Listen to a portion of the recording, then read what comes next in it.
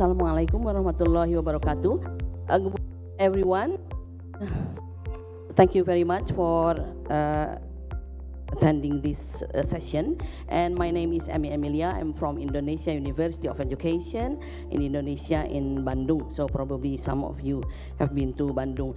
So the topic is about transforming language education, innovations in literacy development and language acquisition. And I would like to talk about what I have done so far, or activities, different programs, and also policy development in which I am or I have been involved. So the overview of the presentation will be the teaching of English or other languages before 2004 and my PhD studies, and after which I have been involved in different programs, and history of implementation of systemic functional linguistics, genre-based approach, and impacts on teacher trainings, curriculum and policy for English, Indonesian as a mother tongue, Indonesian as a foreign language, and other foreign languages, and development of teaching materials and resources, and impact on students' learning outcomes. So the teaching of English and other languages before the implementation of systemic functional linguistics genre-based approach in 2004 was focusing on traditional grammar, vocabulary items, sentences in isolation, and language skills were taught separately, and writing was taught as a product, and teachers used the instruction, write with your own words, which made writing more difficult, yeah? So, and no one owns words actually. And a big gap between students in the class, especially in English, and group work was the main learning activity. So teachers always used group work as learning activities. And many teachers did not teach, but they tested the students. Listen to the following passage. Now answer the following questions based on what you heard, and unsaid were the words, but I am not giving to teach you. I'm not going to teach you how to do this. That would be giving away the answer. So this is what is said by Mendelssohn. And my PhD study was between 2002 and 2005, and it was a synthesis of critical thinking, critical literacy, critical pedagogy, and also systemic functional linguistics. So I did my PhD in the University of Melbourne, and the critical thinking theory that I adopted or that I used was the critical thinking movement, whose from education, psychology, and philosophy, and the principles are or the aspects are in critical thinking dispositions, critical thinking disposition development through reading and writing, and also to be critical means that to be more discerning in faulty arguments, hasty generalizations, assertions lacking evidence, truth claims based on unreliable authority, ambiguous and obscure concepts, forth. And my study also focuses on interdependency between the background knowledge and thinking skills, and the necessity to teach both, because there are two conceptions in critical thinking movement: the subject-specific conception and the generalizability conception. And these are many experts think that these are contradictory conceptions, but in my study, I believe that these two conceptions should be complementary rather than contradictory. So we focus on the two aspects.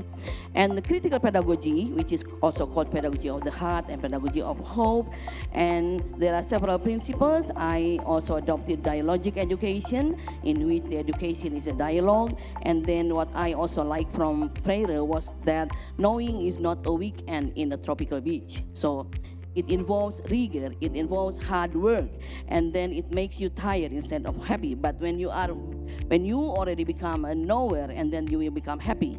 And then no one knows everything, and no one is ignorant of anything. So anyone who comes to our class must have something to share, must have something that they know. And then Freirean dialogic education can also become an addition to the Vygotskian zone, and which is also the basis of the development of systemic functional linguistics genre-based approach. And this is also said by Shore.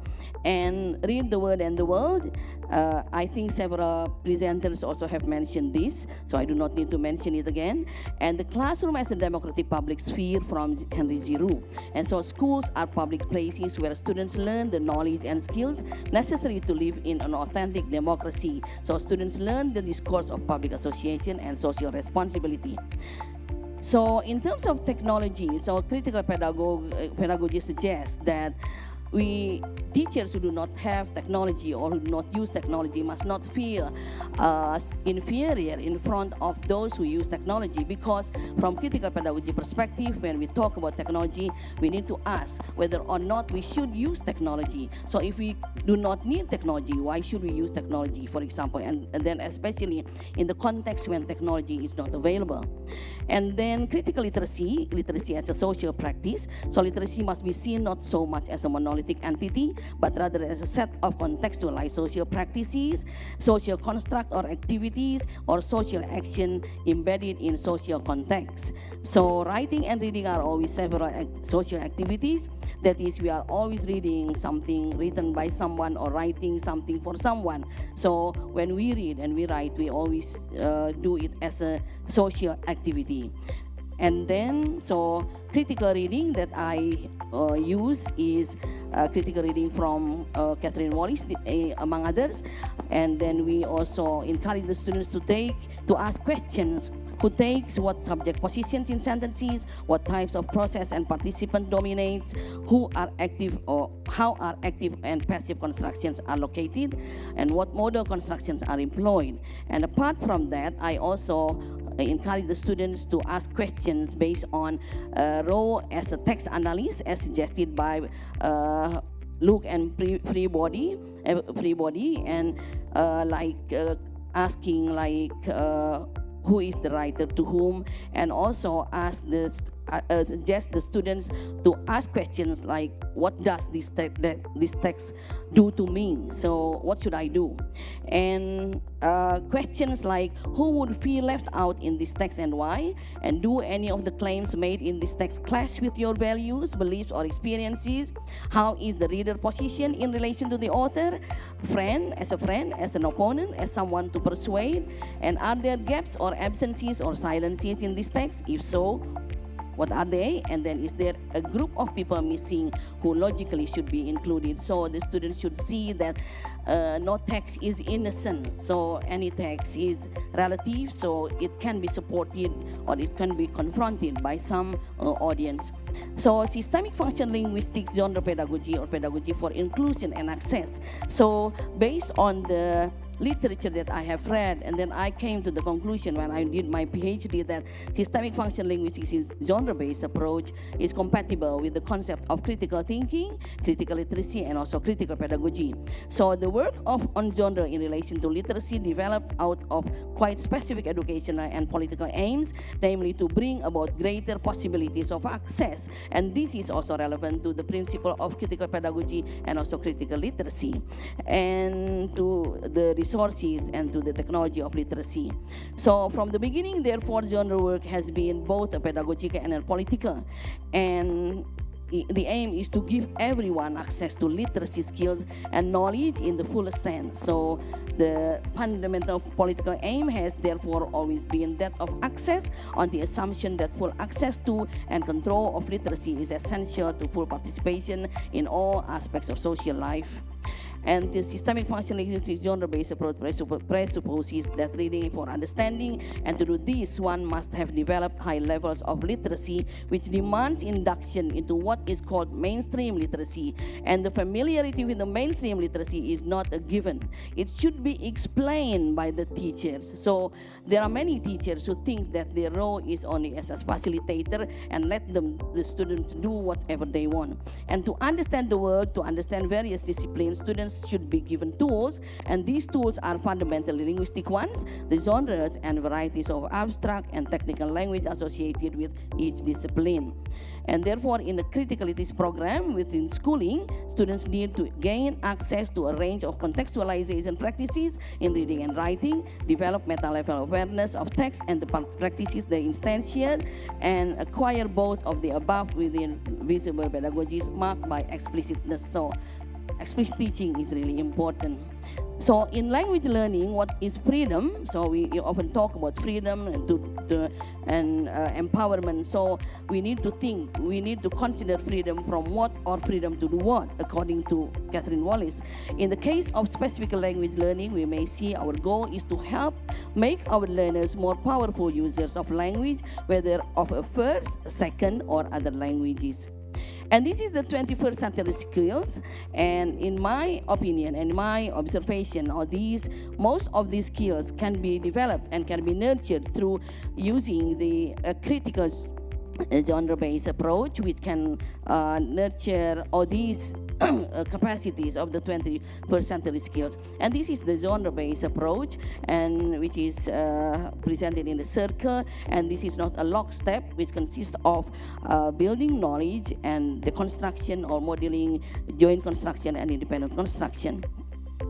So genre-based approach is based on systemic functional linguistics, which is concerned with dialectical relationship inherent in processes of language learning, and has become an important tool for describing and supporting language development across phases of life as well as across educational levels.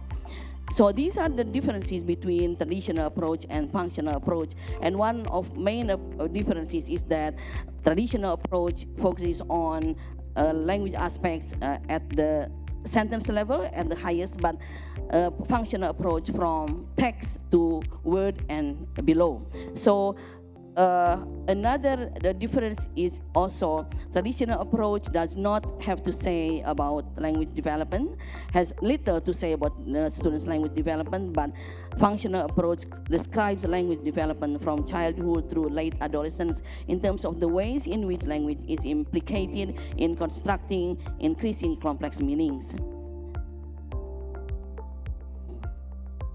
So in many traditional regimes, stream or track students into different classes according to their access abilities, while constructivist classrooms are organized internally and in hierarchy of ability groups in individual plans with different levels or tasks. And over time, the gap in skills between the groups inextricably widen. So systemic functional linguistic genre-based approach is concerned with how we can make our students, every student, get access to the literacy capacity, and we cannot take for granted that whenever only one or two students who can achieve the goal, and then we think that all students already succeed. So we need to make sure that every student achieves the aim of the teaching learning process.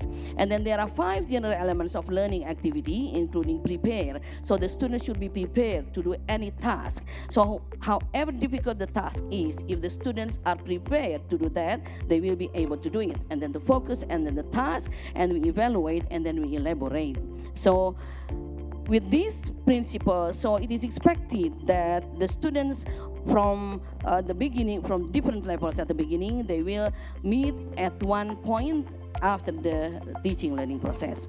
And the systemic functional linguistics genre-based approach and combined or synthesized with other principles from critical thinking, critical literacy, and critical pedagogy, fulfill characteristics of effective pedagogy, which involves scaffolding, using effective instruction, involve assessment for learning, and involve group work and individual work. So not only group work, but also individual work, and develop critical thinking.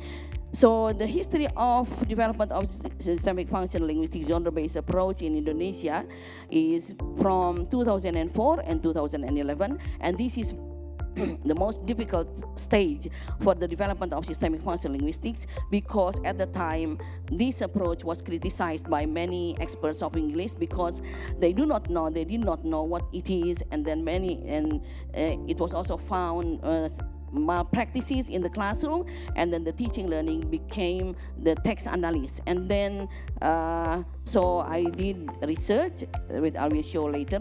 And then since 2013, Indonesian as a mother tongue also adopted the systemic functional genre-based approach until now.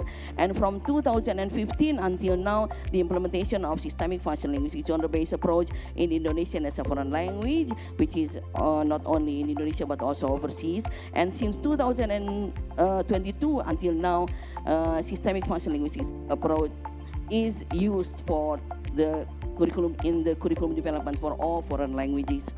So this is an example of students' text before I did research. So because this approach was criticized, and then so I did research in one school which was most favorable, one of the most favorable school in Bandung in West Java. So I would like to see in the best school how it was implemented, and then how was the result. And this is the result. This is the best. This is the worst. This is the lowest achiever. So he already knew about the recount text, but the grammar was still not good. And then this is the middle achiever. So she also knew the structure of organization of recount text, but then she still made grammatical mistakes.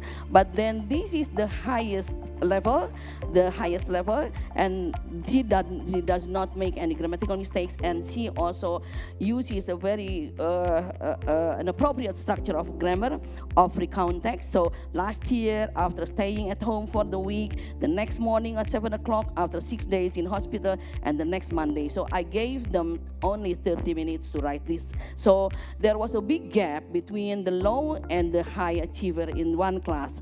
So therefore, after that, I did research with a teacher there for one semester and implementing the systemic functional linguistic genre-based approach. And the result was heartening at the time, and this was the text written by the lowest achiever before. So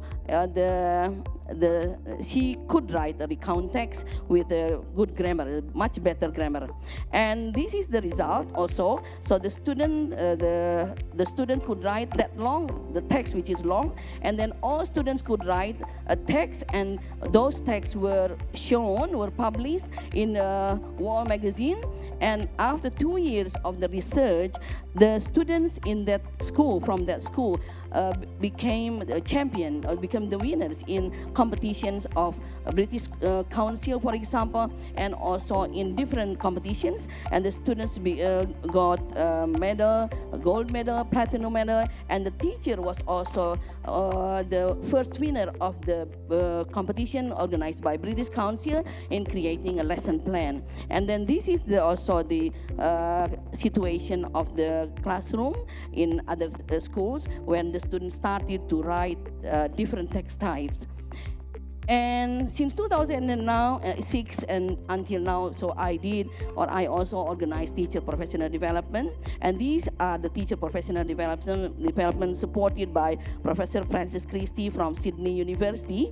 So the teachers were trained, and also these are the the training program involving Professor Jim Martin from Sydney University, and also Professor Pauline Jones from Wollongong University, and Dr. Sally Humphrey from Catholic University, Australian Catholic University. And I also did a postdoctoral study in Australian Catholic University, when I also observed several classrooms from primary up to secondary schools in Australia, in Australian Catholic schools. I would like to see how to implement the systemic functional linguistic genre-based approach, or reading to learn program in schools. And these are all the schools that I also observed. I talked to the principals, I talked to the teachers how to implement the approach. And one colleague from Japan also observed the classroom, and he was impressed. And then now he also developed systemic functional linguistic genre-based approach in management school, in School of Management in Konan University in Japan. And up until now, he is also applying the approach. And this is the Congress of Systemic Functional Linguistics in 2016, which was organized in Bandung. And many experts came to Bandung and talk about systemic functional linguistics. And these are also the picture of teachers who always attended courses, trainings, because I always organized 6 times training for a group of teachers. And then those teachers who always came to the trainings and who were diligent were also supported to go to Australia to observe classrooms in Australia. And this is an example of teacher training in pandemic. So I organized it online, and this this is a teacher who was involved in the teacher training, and then in 2015, after 5 years after the training, she became an exemplary teacher, and she became the second rank of exemplary teacher nationally, and she was given a prize from the Ministry of Education and from the governor of West Java, Indonesia. And she is another teacher who was also involved in the teaching program, and she became the winner in the competition in ASEAN. And so she was also given a prize from the Ministry of Education and also the Directorate of CMO in Bangkok. And these are also still the winner, and she was invited to Vietnam to get the prize. And this is also the three teachers who were all involved in the teacher professional development that I organized, and then all these teachers became the winners of the first, second, and third winners of English Teachers Olympiads organized in Indonesia. So they are also resource persons, become resource persons. So the teacher training also empowered the teachers. And so impact of the curriculum. So because there are so many teachers who could give testimony about the effectiveness of the approach, and then once I was invited to come to a meeting with experts of English teachers in Indonesia, so I showed the results, and then the teachers could also give testimony, and then the testimony was also given to the Ministry of Education, and then the Ministry of Education used this approach as the basis of the curriculum development up until now, since 2004. So although the name of the curriculum differs, but the context or the scope and the focus is still the same, that is text. Why we should focus on text? Because it is text that people read, people write, people speak, and people listen to. And this is also the development of teaching materials, which is also text-based, and this is also the curriculum of all other foreign languages, which is stated explicitly that it is based on text-based, yeah, text-based. So German, French, Korean, Mandarin, Arabic are all text-based. And since 2015 up until now, so systemic functional linguistics genre-based approach has become the basis of the development of a national strategic program, which is Indonesian as a foreign language. So the Ministry of Education and Culture established a Center for Language Strategy and Diplomacy Development, and I applied in the bidding to be the head of that center, and then I was selected. So I organized this national strategic program using the systemic functional genre-based approach. So we organize teacher training, develop teaching materials, and also establish in the international joint working groups with different countries. So these are all the teaching materials for Indonesian as a foreign language, and these are also the materials for teaching other foreign languages in the center, because when we send teachers overseas, we need to train them the local language first. And then this is the products of teaching materials also for Indonesian as a foreign language. We can compare, for example, within 10 years, only 3 books were produced by the language agency in the ministry. But after that, so every year, at least we produce 7.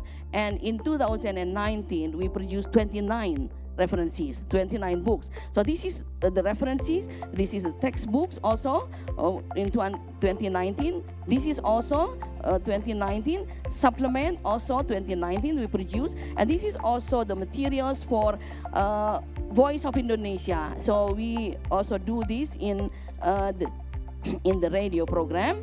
So this is still also teaching materials. So we were so productive in terms of creating the teaching materials, because we know how to create a book, how to write, and then the staff were also taught how to write teaching materials using text-based, because the text itself give us guidance on which one should be presented first, which one should be taught first, because the text types also indicate the levels of difficulty. So this is the learning Indonesian through local stories, and we use this, and we also create books of Filipino, Thai, and also Vietnamese, because many teachers were sent to these countries. And then this is the test for Indonesian as a foreign language, and also we organize international conference on Indonesian as a foreign language and teacher trainings and Indonesian overseas, and not only in Indonesia but also overseas. And this is also the training example of teacher training in Indonesia before they were sent overseas. And we also do teacher training in Egypt, and this is in Germany, in Berlin, and also this is in China, and this is in Youth Forum, which involves Indonesian as a foreign language in China, and this is a meeting with attachés of education. So we really enjoy the synergy between the units, different units in the ministry, and also the attachés of education who help us build connections with different institutions where they were assigned. And then this is also my supervision in Thailand with teachers, and this one of the teacher who taught in Timor-Leste, and this is an example of the students' work. So within 3 months, the students could write like this, and then the students could also join different competitions. And this is also in Egypt, and the ambassador of Indonesia for Egypt was also involved in the development of the Indonesian as a foreign language. So this program involves a lot of institutions, a lot of people, and then this also indicates the importance of collaboration between different parties, stakeholders. And this is an example of training organized by every province, so the language center in every province in Indonesia. And this is me again in Thailand, and also it's still in Thailand, and this is in Egypt in the teacher training. And this is a pre-departure training which was opened by the Minister of Education before we send teachers to overseas. And this is the Minister of Education, Anies Baswedan at the time, and this is also another Minister of Education who opened the training, pre-departure training before the teachers were sent overseas. And this is the Minister of Foreign Affairs who met the teacher who was sent to London. And then, so the Minister of Foreign Affairs also supports this program. And this is the collaboration between our center with Emi when we organize a Fulbright teacher assistant between Emi and our center. And this is a teacher training in the United States, and this is the joint working group with the Philippines, the Ministry of Education of the Philippines, in which we discuss the teaching of Indonesian there, and also the joint working group in Australia with Australian Ministry of Education, and with France. And this is also the Janadria Festival in Saudi Arabia in 2019, when we also offer Indonesian as a foreign language, and we are supported by the Indonesian embassy there and also people there. And in 2018, Indonesian as a foreign language has become one of the foreign policy index in Indonesia, released by the Ministry of Planning and Development. So this is an example of a teacher who also became a resource person in teacher training. So because they were capable, and then we also can invite them as a resource person in different training. And this is another teacher who were trained and she became a teacher trainer. And this is another training, and this is a training organized over the pandemic situation. And this is the data that the countries which are facilitated in terms of the teaching of Indonesian, 57 countries with 772 BIPA, Indonesian as a foreign language program organizing institutions, and 200,956 learners, and 352 teachers, and 2,313 assignments. So these are the countries below which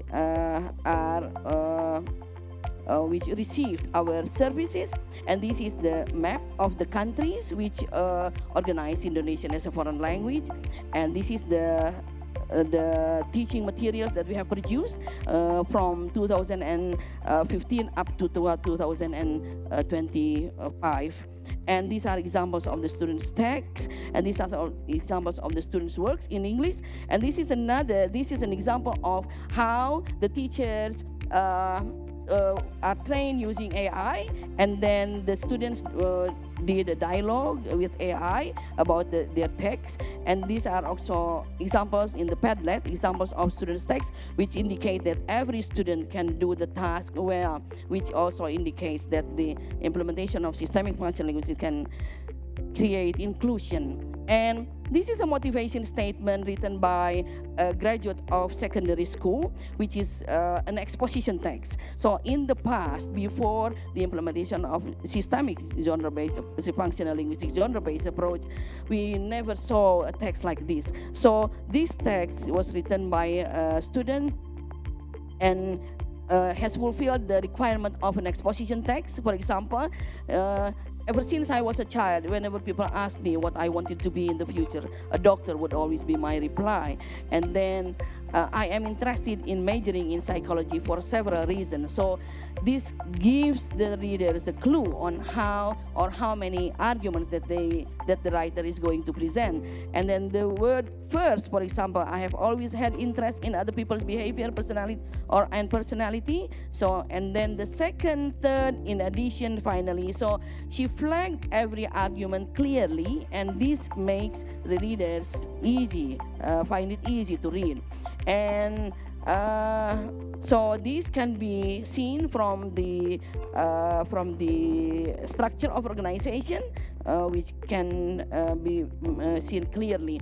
And then this is another example of students at university level who write a research proposal, and this is a background of the research proposal. So this fulfills also the structure of organizational background, which consists of the importance of the study, and then the problem, and then the solution, and then the gap, and also the aim. So the linguistic features were also explained explicitly to the students, and also the rhetorical moves and the structure was also taught. And this is another example of a research proposal, and which is also similar to the previous one, which indicates that the students have a relatively similar or the same capacity, the same understanding of how to write a research proposal. So this is the result of the study. They also write references. So the students' comments about functional grammar, for example, or systemic functional linguistics, they said that learning functional grammar is fun, and about the teaching learning activities the students like most are being prepared to do the task. So because we always prepare them to do the task, and getting feedback from the lecturer, being able to read and write independently, we all have the same capacity at the end of the semester. So these are all what the students find, and these are all my books that I have produced. And this is an example of the IELTS score of our student, which is 8.5, and then this is another TOEFL score, 607, for example. This is another example of me reading the story to my granddaughter. And this is Francis Christie, Professor Francis Christie, who helped me a lot, especially at the initial stage of the development of systemic functional linguistics. So I'm very grateful to Emi for the many opportunities to visit her country she has offered me. I have enjoyed meeting many of her colleagues, as well as members of her students, and the many teachers who collaborate with her in undertaking research in the schools. In particular, I have also enjoyed the opportunity to meet children in the schools who are learning English. In contemporary Indonesia, English is the major foreign language taught, valued for its role in international communication, diplomacy, trade, and cultural exchange. The children I have met are generally proud of their achievements and keen to learn English. So, thank you. That's all.